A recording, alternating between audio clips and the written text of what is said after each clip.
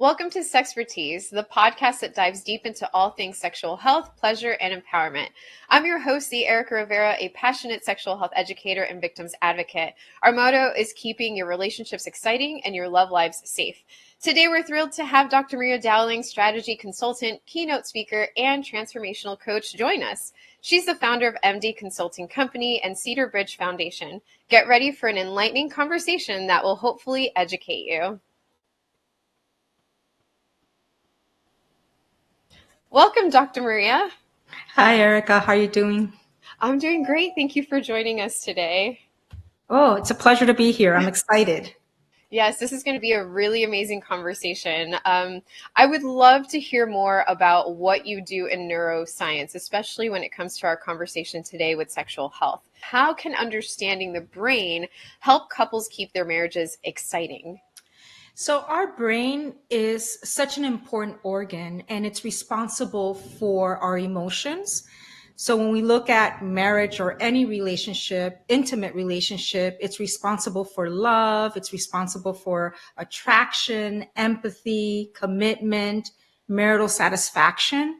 Our brain is also responsible for decision making. So it can help us, if we know about the brain, it can help us understand how to better manage those emotions. It can help us with making better decisions, and it can even help us with conflict resolution.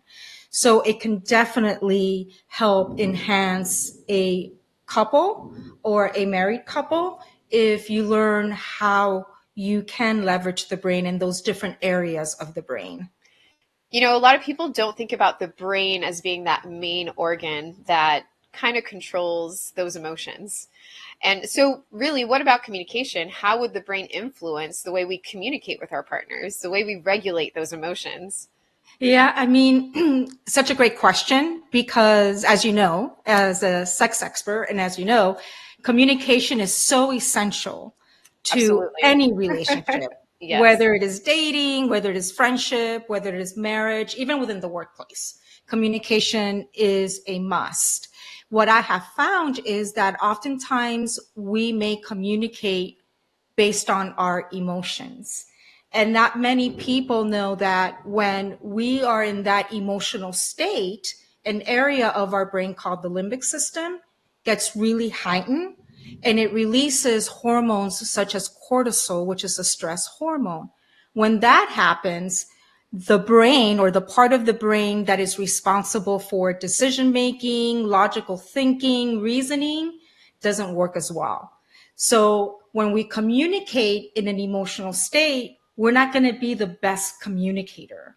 And one way that we can leverage our brain to be better communicators is to practice pausing, especially if we know that we're reacting, if we know that we're going to react in an emotional state.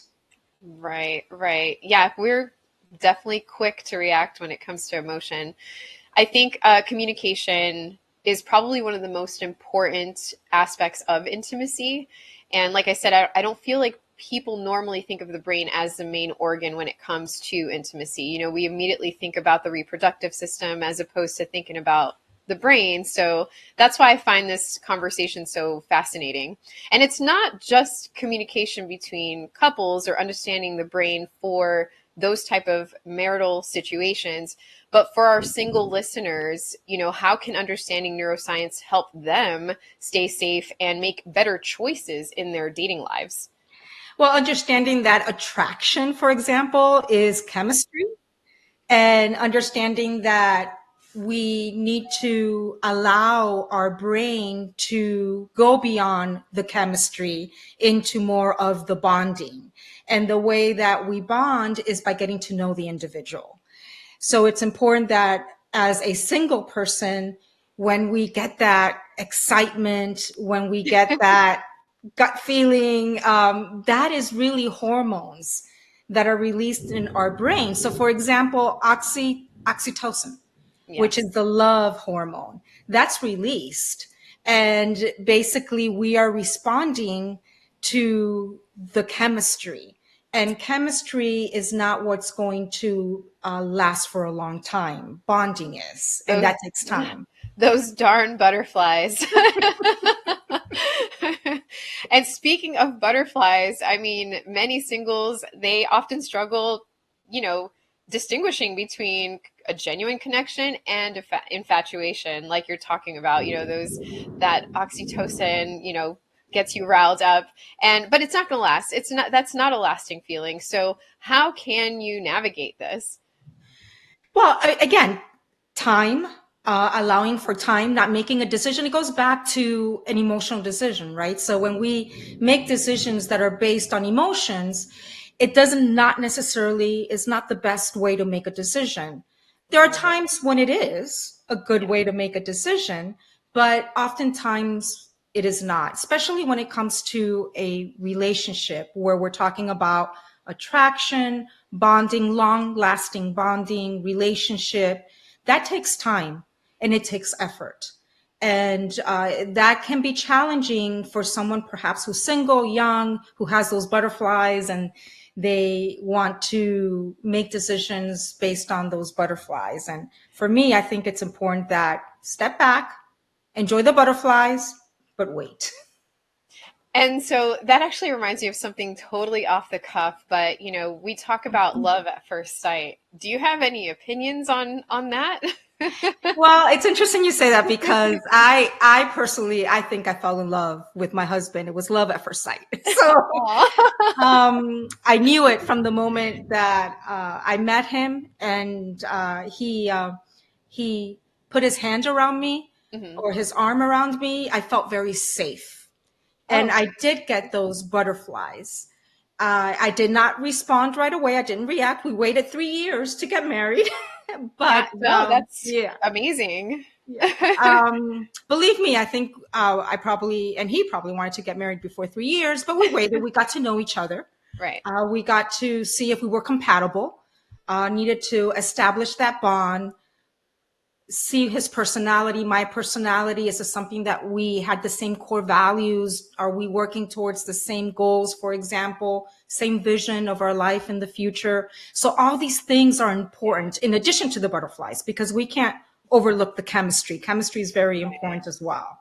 So the brain is really used for pretty much all of our decisions, whether that's a sexual health decision or otherwise, it seems like, especially waiting that time to get to know the other person's brain and how they tick and whether or not you're compatible with that. But thank you for sharing that tidbit about falling in love at first sight. I've always wondered about that, like how the brain applies in that case, because if we don't want to make rash decisions based on emotion, how do you explain some of those situations where people they fall in love at first sight and they end up being together for a long time, or are these people just lucky? Well,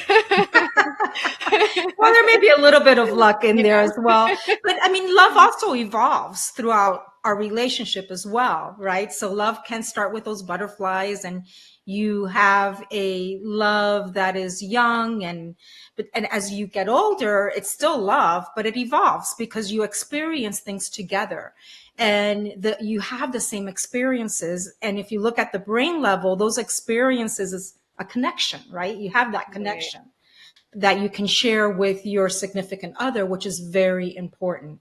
Yeah. Okay, so let's talk about practical steps. What can couples and singles do to harness the power of the brain in order to have better relationships, especially when they are going through that evolution of their relationship? So, one of the things that they can do is to practice mindfulness. I think we don't realize the importance of mindfulness and the impact that mindfulness has on the brain.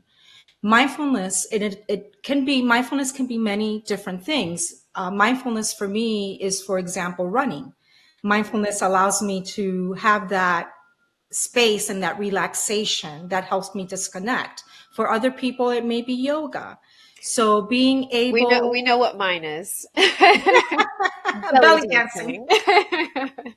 So to have that mindfulness is important. And you hear that over and over again. But why is it important? We've actually found out through research that mindfulness can even change the structure of the brain. And Wow. it's so important. And again, it depends what you're comfortable with. It could even be, for example, prayer. It could be whatever works for you. The other is going back to communication. Communication is not something that is easy. Right. It can be challenging, and it's something that requires practice, practice, practice. It's a skill. Like playing basketball is a skill. Absolutely. So, and people may not understand that, like a skill, it needs to practice. You need to practice. And the more So you you need to practice, exercise it pretty much. exactly. Yeah. Yeah. I mean, the brain is a muscle. You need to exercise it. And the more you exercise it, the more you practice, the more you're going to have those connections. And then it's going to be easier. You're going to be able to, just do it without really thinking about it. So the Right. more that you practice mindfulness and communication, I think those are two areas that can help a couple, single individual who's not married or even dating, have better and more effective communication. I mean, Yeah. not communication, Right. Right. relationship. That makes me feel somewhat worried for some of those people out there that are introverted who may not exercise that as much. So for those of you listening who are introverts, you have to communicate more in order to get better at So it's interesting because it. this is a running joke between my husband and I, but I'm an extrovert and my husband's an introvert. And it was really challenging for me to understand what he needs as an introvert. Right, right, And an extrovert gets energized when they're around people. They get energized when they're in social situations. An introvert needs to detach. They need to disconnect in order to become energized again. right.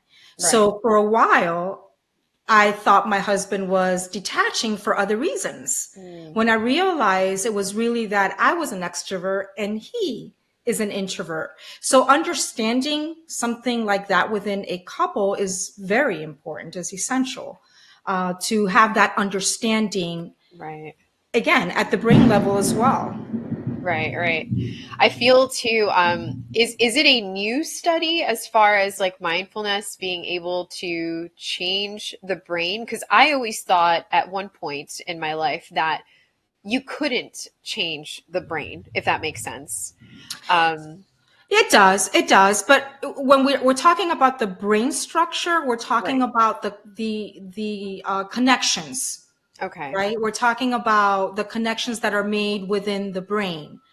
And the brain has neuroplasticity. And neuroplasticity, basically, it is the power of the brain to reorganize itself based on our experiences, based on our learning. So the more that you experience something, for example, the more you practice communication, Right. the brain reorganizes itself.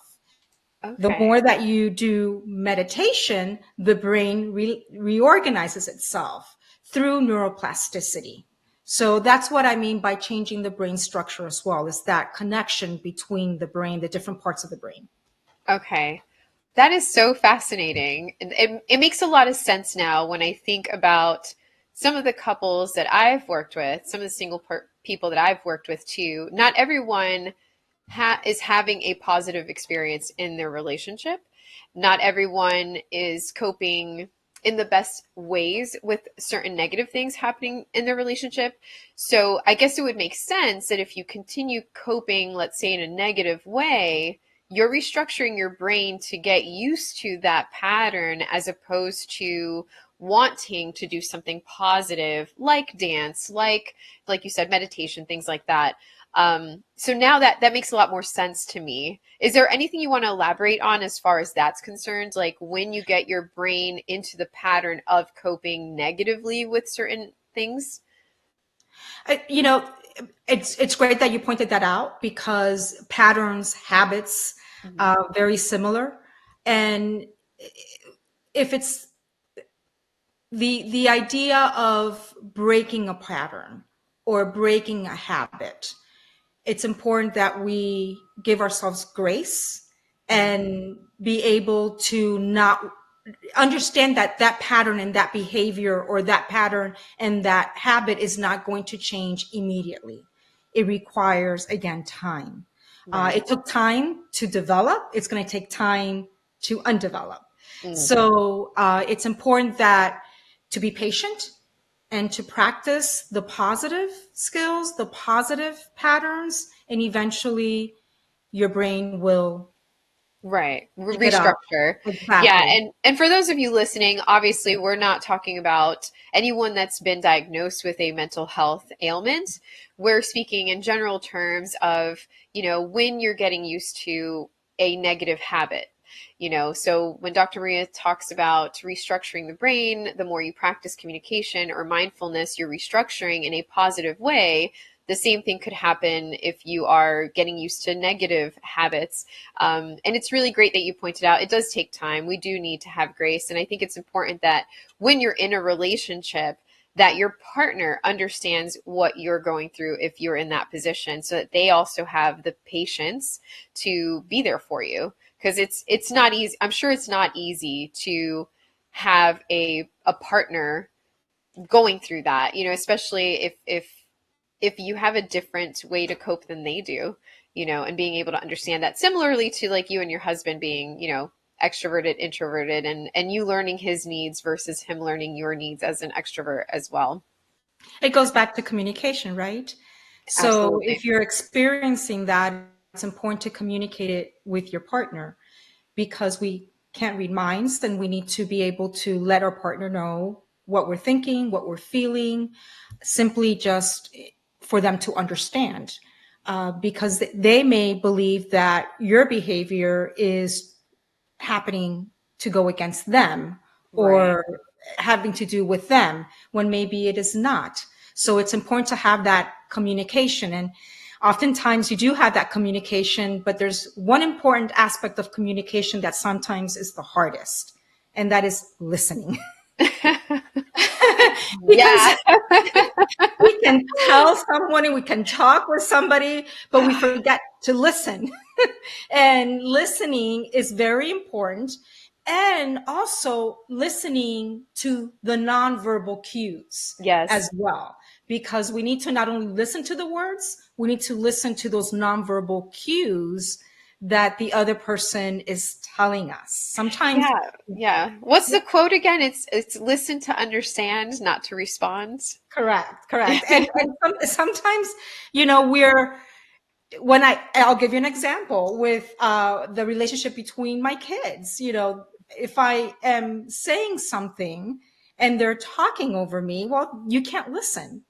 You need to be able to not talk to over somebody, so you can't talk and hear at the same time, put it that way. Right. So listening is very important in a relationship, again, nonverbal as well. Right, right. Communication is not just about talking. There's many, Correct. many components to it. And it's not only about words, it's also about body language, it's about Yeah, facial expression, it's so eye contact, and there's many other nonverbal aspects of communication that we don't think about, that happen unconsciously, right, that we communicate nonverbally unconsciously, and our brain processes nonverbal cues unconsciously as well. right, right. So I, it's important. yeah, and I think it's important too that if you're on the other side of the coin, because I know like I can't hide anything. My face will tell you exactly how I'm feeling. So I think it's important if someone were to say to me, "Hey, Erica, you made a face or you did a thing, and are you offended with me?" I think it's important if you're on that end to be very honest with the person and let them know how you're truly feeling and what that nonverbal cue meant, because sometimes we do it subconsciously. And I've met people that get offended when they get called out on a nonverbal cue, but how can that other person understand if you're not transparent about what that nonverbal cue may have meant? So I think it's important to just to prioritize that, especially in an argument, because I see it more so in arguments, which to me, arguments are actually healthy. I feel like relationships that don't have any arguments, there may be something up there, but I think there's such thing as having a healthy argument and just being transparent as to what those cues mean if you're not able to really verbally say, how you're feeling in that moment. and being open to having that conversation. I don't know if you've seen that with any of your clients, but I have. I agree completely. I think disagreements and having different opinions is very important, and being able to communicate those disagreements Yeah, and those different opinions, that's where growth comes. That's exactly. where attachment comes. You know, you meet somebody, you fall in love with that individual, you get married, and you are still learning about them. Hmm. And you're still learning about them throughout your marriage. And it's important that we learn through disagreements, because again, that's when you're going to be, there's going to be growth within a relationship. Right, right. Absolutely. And before we wrap up, this has been amazing, by the way. Can you please share with us any resources or practices for our listeners? Anything that you may recommend? Okay, so I think the first thing I would recommend is independence and autonomy. Our brain needs to feel independent and autonomous. Mhm. And I don't want to say allowing, but supporting, encouraging that independence and autonomy of your spouse, significant other is important. That is going to allow the relationship to grow, and it's going to add to the health of that relationship. The second thing is interest. We are different people Mhm. coming together, and we may have different interests, and supporting the interest of your spouse, of your significant other, is going to not only help them be happier at the brain level, because when we enjoy something, there's hormones and neurotransmitters that are released. So for example, if we engage in activities that we enjoy, the dopamine neurotransmitter is going to release, which is the feel good Mhm. neurotransmitter. And you want your significant other to feel good. That's going to also help grow your relationship. It's going to help with that connection. And last but not least, I would say time apart.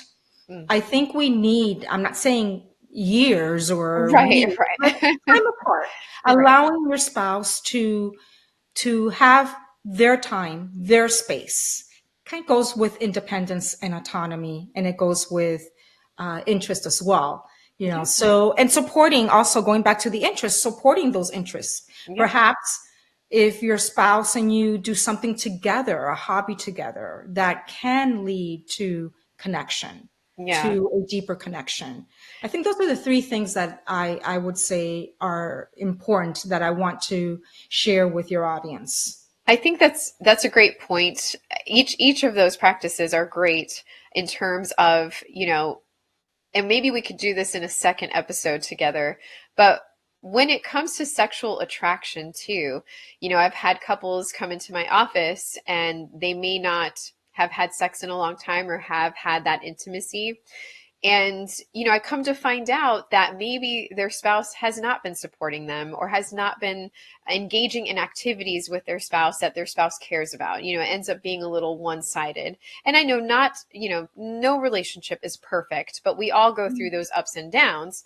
And so when I'm asked, why don't they want to have sex with me?